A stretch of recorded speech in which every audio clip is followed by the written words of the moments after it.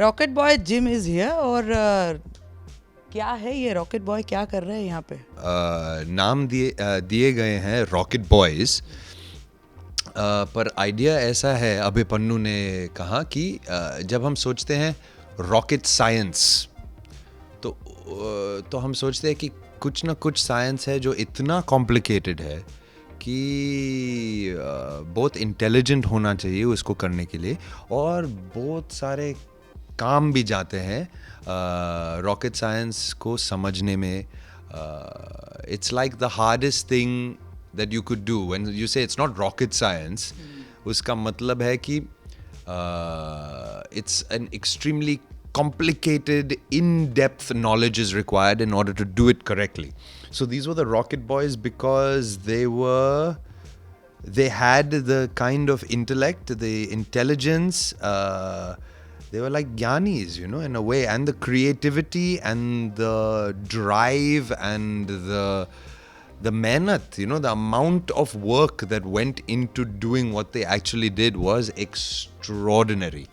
And I feel over the last year and even longer for the creators, for MA Entertainment, Sid Roy Kapoor Productions, and the writers and the researchers on this project, the work has been immense because the amount of research that they had to do to get the historical facts correct, to get all of the science right, and then on top of that to try to also put that aside and represent these men that were Mahatmas in their own way. They were great men, they were geniuses, to represent them and how they approached daily life. Jaise ki Picasso is this, you know, this painter that we think of, oh, genius painter, you know, how many amazing work he did, but he'd also run out of socks.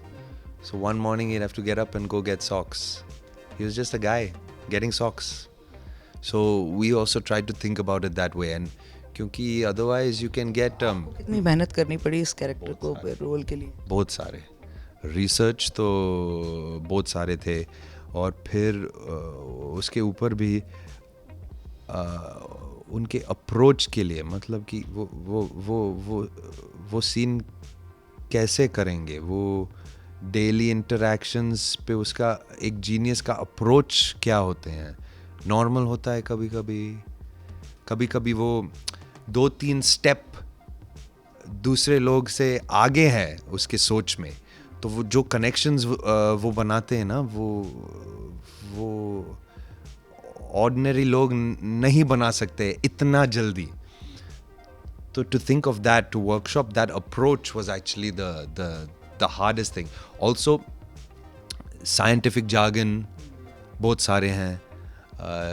जैसे कि अगर आप Shakespeare की play कर रहा है तो normal अंग्रेज़ी नहीं है, थोड़ा और काम करना पड़ता है उसको सीखने के लिए, क्योंकि ऐसे लगना चाहिए जब आप एक्टिंग कर रहा है कि मतलब मेरे बैक ऑफ द हैंड के जैसे है, मुझे ये तो नॉर्मल इन्फॉर्मेशन है मेरे लिए.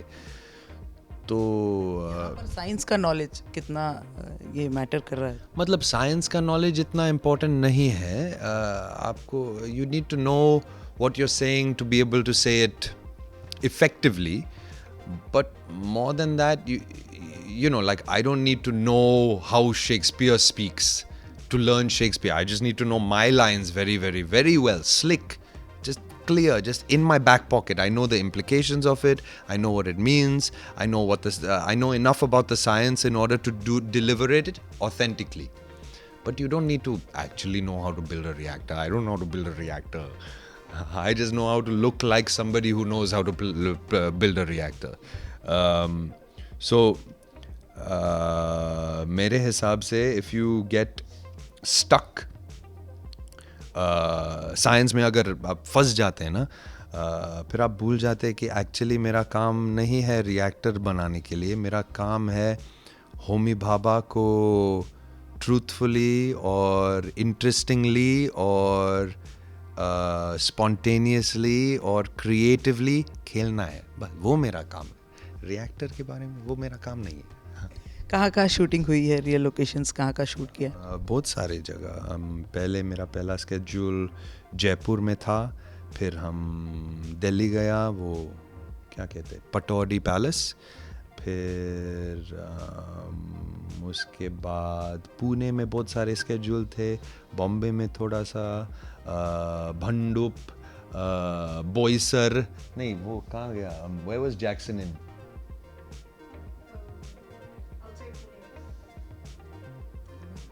क्या पता, नहीं वो जैक्सन इन होटल का ही नाम याद है, जगह का नाम नहीं।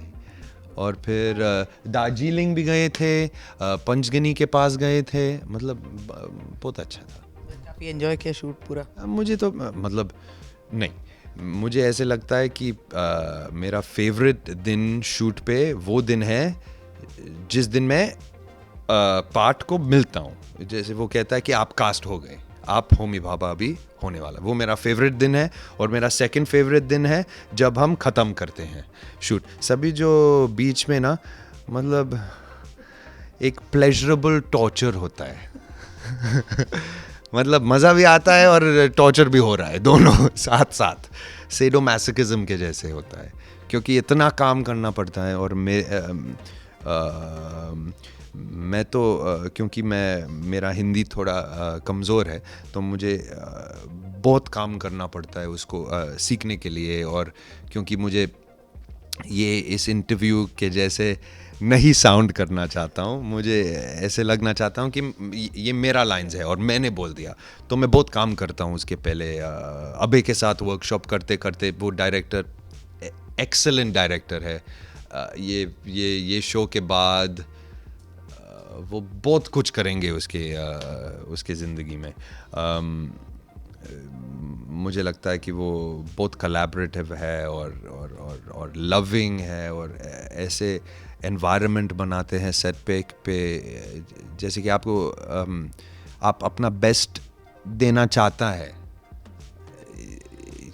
क्योंकि वो आपको सच में सुनते हैं और वो आपके आइडियाज़ को इंक्लूड करते हैं उनके शॉर्ट डिज़ाइन में। और फिर आपको लगता है कि रिस्पॉन्सिबिलिटी आपके ऊपर है अच्छा करने के लिए, तो फिर आप और भी अच्छा करते हैं मेरे हिसाब से। तो क्या प्रश्न क्या था भूल गए। एंजॉय करते हैं आप शूट करना जब बीच का जो? हाँ, वो प्लेजरेबल टॉर्चर, हाँ, क्योंकि इतना काम है और इतना हाई स्ट्रेस भी है कि अच्छा होना चाहिए। या 2.5 minute single steady cam shot है, तो सभी बीट्स पकड़ना पड़ता है, सब कुछ ठीक होना चाहिए। 5 मिनट 10 सेकेंड्स का स्टेडी कैम शॉट पार्टी में, जहाँ मैं पूरा पार्टी घूम रहे हैं, पंडित जी नेहरू से मिल रहा है, फिर शास्त्री जी से मिल रहा है, फिर मेरी माँ को मिलता है, फिर वो कोई अमेरिकन आता है जिससे मैं न्यूक्लियर रिएक्टर का फॉर्मूला चोरी किया है, वो मुझे थ्रेटन करते हैं, और 5 मिनट्स एंड 10 सेकेंड्स, मतलब and you want it to go well, you want it to be good, you know, so pleasurable torture.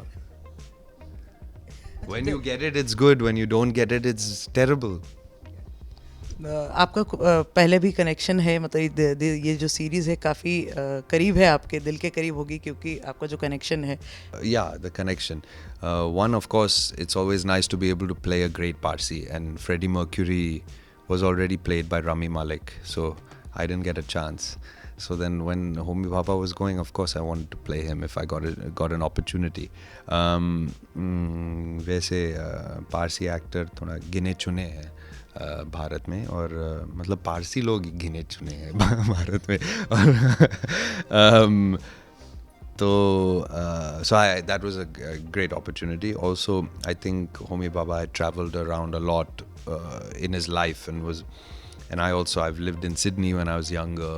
I studied in the States, and before I was 3, my dad was a captain on a ship, and we traveled all around the world on this ship. So I feel like before even being able to remember, I've already traveled around the world, and it's inside of me. Because anyway, psychologists agree that the most formative years of your life are before you're 4. Now they've extended it to 7. So it was that time that maybe I don't remember it, but unconsciously it's affecting me, you know, what happens in your mind without you knowing it. You know, anyway, they did an experiment recently where they put what's it called, electrodes up to, you know, they're doing an MRI more or less of your brain, and they're asking you questions where you have to then choose left or right. So there are two buttons, left button, right button. You have to pick left or right depending on the question that they ask you. And it was proven that over the course of the study that the brain, the unconscious brain, has already decided 7 seconds before the button is pressed which it's going to be. Then 7 seconds later you press the button, which means that the cognitive part of your brain, the part that you're conscious of, needs 7 seconds to convince itself what you're going to do anyway. And so I find that really interesting. Why did I start talking about this?